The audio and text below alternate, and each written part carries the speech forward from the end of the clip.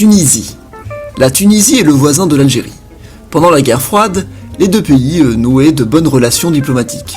En effet, les deux pays étaient d'inspiration socialiste ou à peu près socialiste. Les deux pays étaient sur la même ligne politique. Depuis le printemps arabe, la Tunisie s'en est bien éloignée, mais ça n'empêche pas qu'il y a tout de même un lien fort entre les deux pays. L'Algérie reconnaît la Palestine et ne reconnaît pas Israël.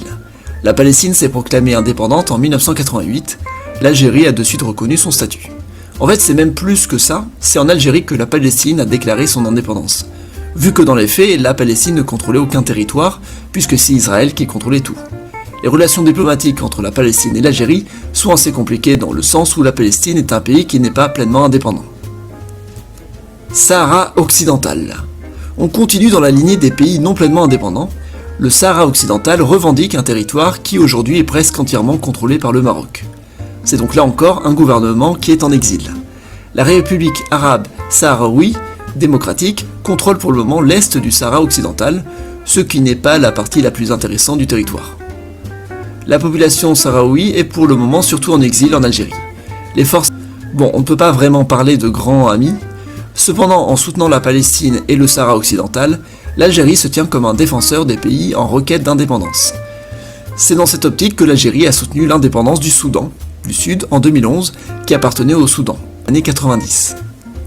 Turquie. La Turquie est un des principaux partenaires commerciaux de l'Algérie. Une part non négligeable de la population algérienne a des origines turques. Ça reste une petite minorité bien sûr, aux amis arabes, surtout depuis qu'elle a du mal à gérer ses relations au Moyen-Orient. L'Algérie peut être vue comme un bon compromis en Afrique, en plus c'est un gros exportateur de gaz et pétrole. Enfin, Égypte.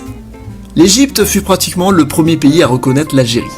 En 1958, quand le gouvernement provisoire algérien a été institué, c'est en Égypte qu'il fut accueilli, car à l'époque l'Algérie était encore contrôlée par la France. L'Égypte de Nasser fut donc le plus célèbre soutien à l'Algérie pendant la guerre d'indépendance. Et l'Algérie est le deuxième, si on considère l'Algérie comme un pays arabe bien sûr. N'oublions pas aussi que l'Égypte était le grand chef de file du panarabisme.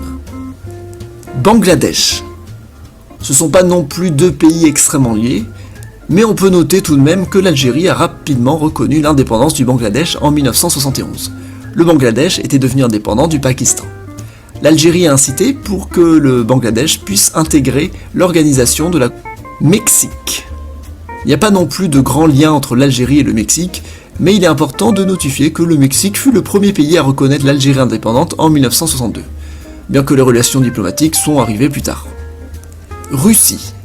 La Russie n'est pas le premier pays à avoir reconnu l'indépendance de l'Algérie, mais ce fut le premier à avoir entretenu des liens diplomatiques, dès 1962. À l'époque, c'était l'Union soviétique. Pendant la guerre froide, les deux pays étaient assez proches. L'Algérie a toujours été un peu du côté des soviétiques pour se démarquer des puissances occidentales et aussi pour tenter de perdre l'influence française.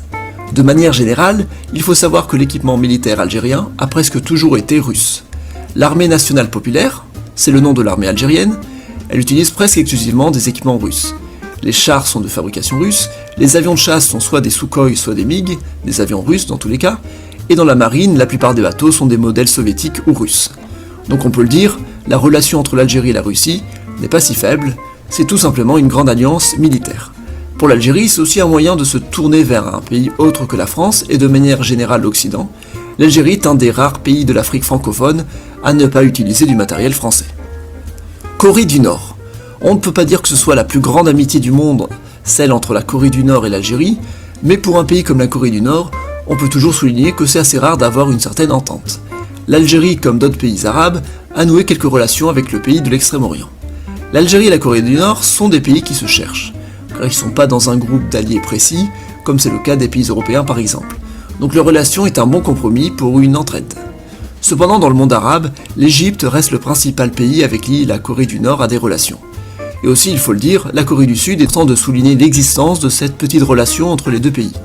Petit fait important, le nom complet de la Corée du Nord est assez socialiste, on va dire, c'est République populaire démocratique de Corée.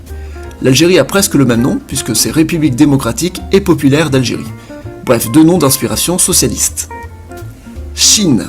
La République populaire de Chine est un grand allié de l'Algérie. C'est surtout un grand partenaire économique, un partenaire commercial très important dans le monde.